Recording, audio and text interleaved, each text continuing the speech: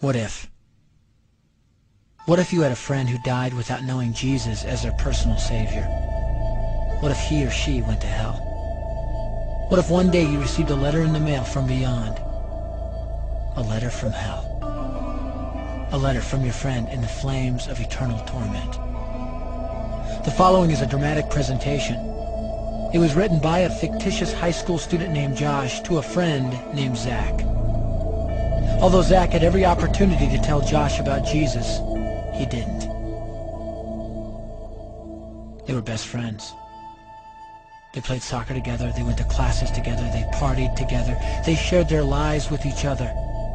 But there was one thing Zach held back from Josh: his personal relationship with Jesus Christ. The rest of the story is simple and sad.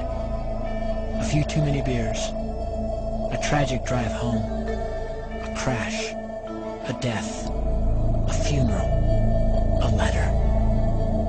Here is that letter in its entirety. A letter from hell.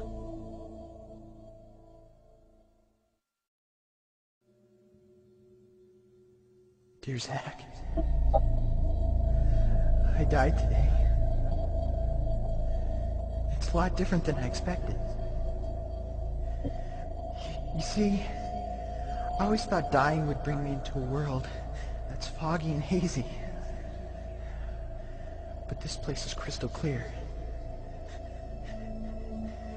It's even more real than my life on Earth. I can think. I can talk. I can even feel. Right after the wreck, I could feel my spirit leaving my body. It was the weirdest thing, Zach. I thought I heard you screaming out to me, man. I must have been just imagining things. At first, I was just standing in line, getting registered, I guess. They asked me for my name and began to look in this thing they called the Book of Life.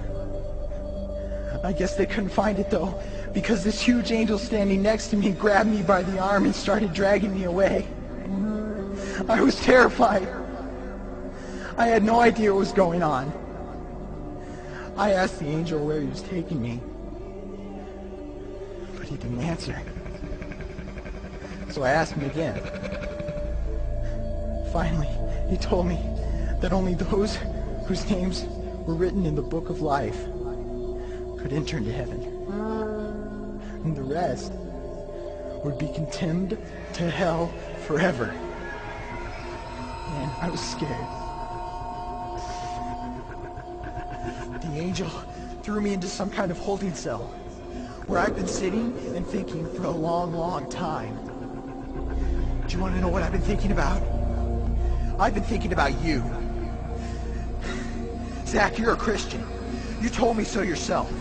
I mean, we talked about it 3 different times today. Kelly brought it up, and you laughed it off. Coach Adams brought it up, and you changed the subject. I mean, it came up right before the wreck. Well, the question I can't get out of my mind is this, Zach. Why haven't you ever told me about how to become a Christian? I mean, you say you're my friend, but if you really were, you would have told me about this Jesus and told me how to escape this terrible place that I'm headed for.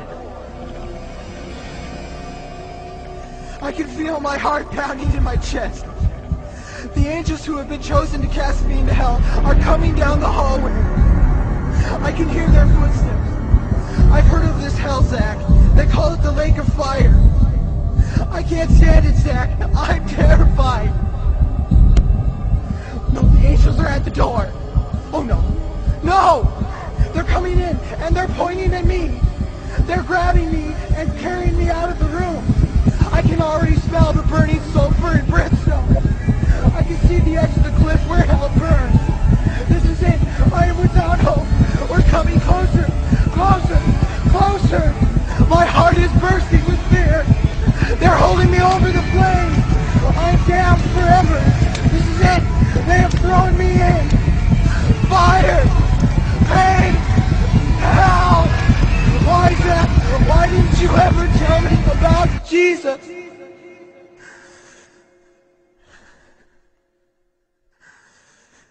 Signed, Your friend, Josh. Your friend, Josh. P.S. Welcome. Wish you were here. Wish you were here.